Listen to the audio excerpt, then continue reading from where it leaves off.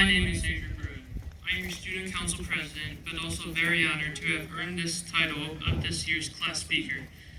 I would like to welcome the students and families of our 8th grade class, Mr. Bannon, administration, Board of Education, faculty and staff, and the Tabernacle community.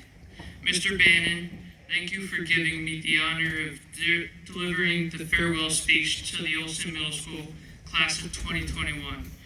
I would also like to thank my parents for always pushing me to be my best self and helping and supporting me throughout my whole life. This isn't the first time you've heard me give a speech. I had the honor of talking to you since I started running for student council back in 5th grade. I want to thank you for supporting me over the years. I hope you have felt that I've supported you back. One of the most important lessons I've learned in my school career is how to treat others. But before we get to that, let's look back at our years together. I'm not sure if you realize exactly how much time we've spent in school, but as a math guy, I took it upon myself to figure out.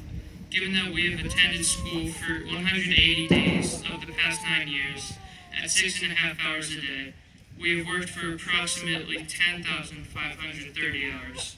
Of course, we can factor in half days, etc., but that is still almost at least 10,000 hours of our life spent in school.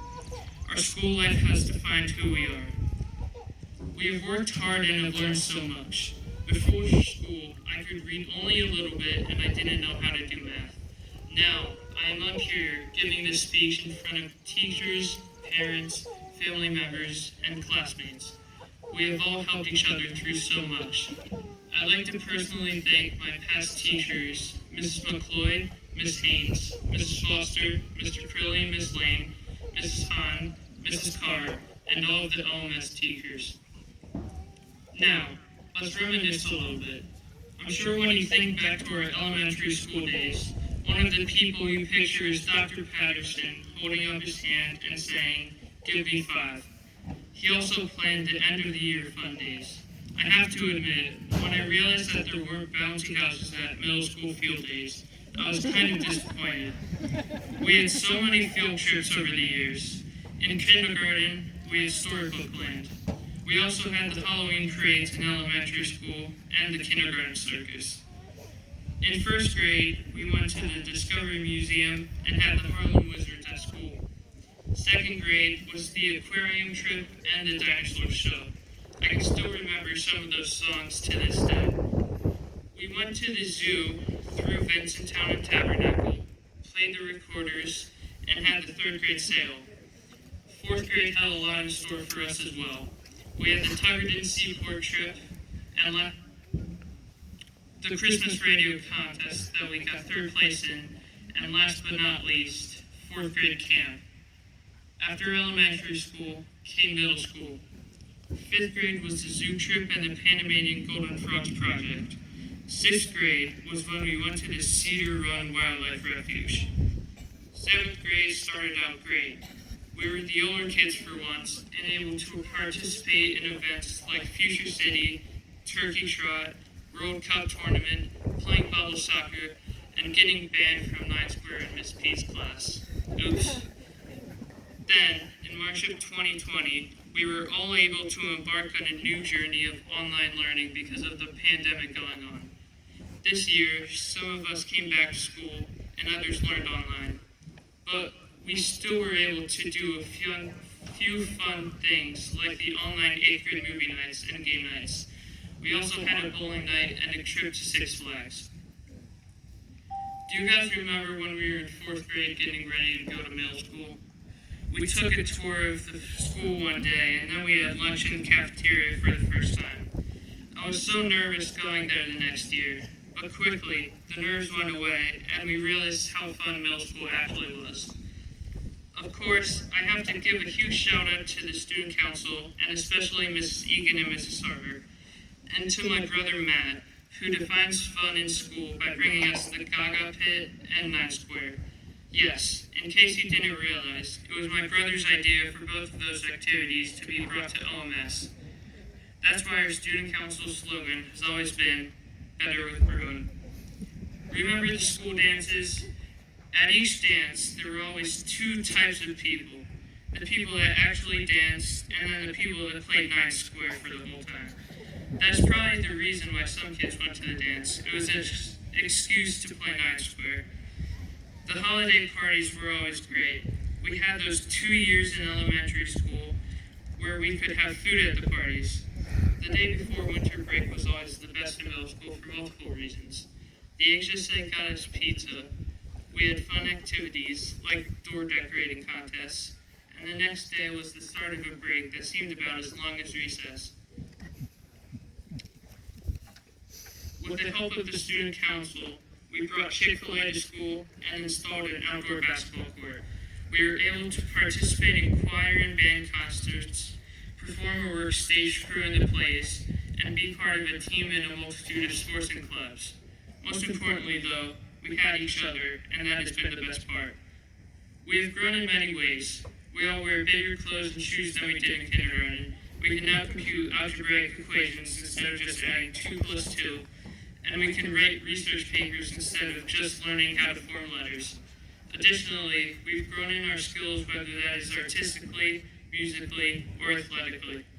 In kindergarten, we weren't even close to having the skills we have now. My question for you, though, is have you grown as a person? Have you grown into someone who is going to better our world, or have you grown into someone who is going to make other people's worlds worse? Have you grown into a person that others want to be around, or have you grown into a person that makes people want to leave? Because beyond grades, achievements, soccer goals, awards, and looks, who you are as a person will either make you or break you in life. We have an opportunity set before us. A chance to be a better person than we were in middle school. We are all moving on to another school, starting a new beginning. This is the time we can make up for the regrets we had in middle school. We don't have to do things for the likes on social media from people that will never have a direct impact on our lives. We don't need to have the same opinion as the rest of the kids. We don't need to hurt people into thinking our way and cancel them if they don't. We haven't always had the best examples in our lives to follow. Our country isn't the most united right now. A lot of adults seem to think that screaming loudly and calling each other names, either in person or behind a computer, is what needs to be done to get their way. Didn't we learn the exact opposite when we were just in kindergarten? We have a responsibility to be different.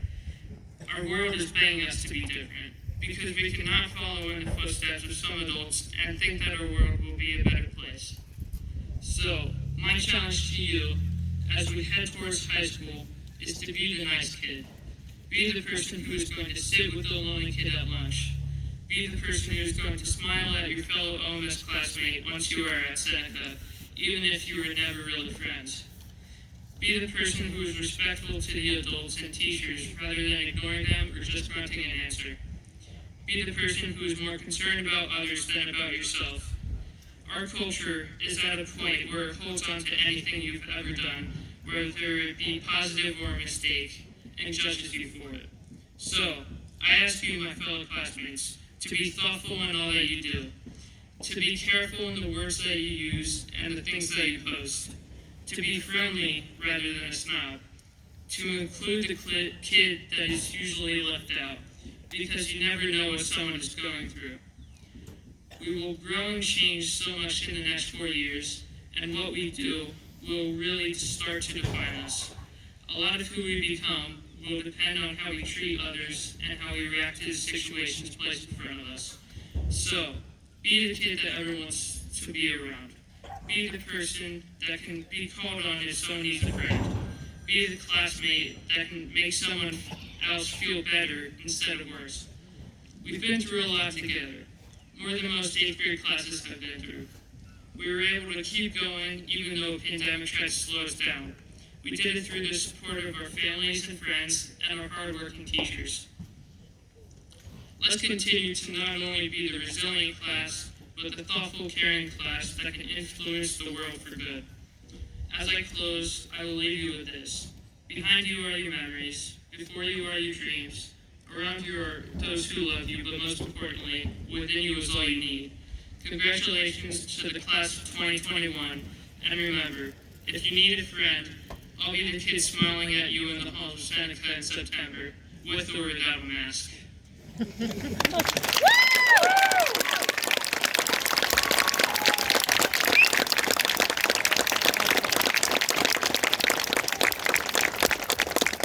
Thank you. I would now like to call Colonel Hensky to the podium.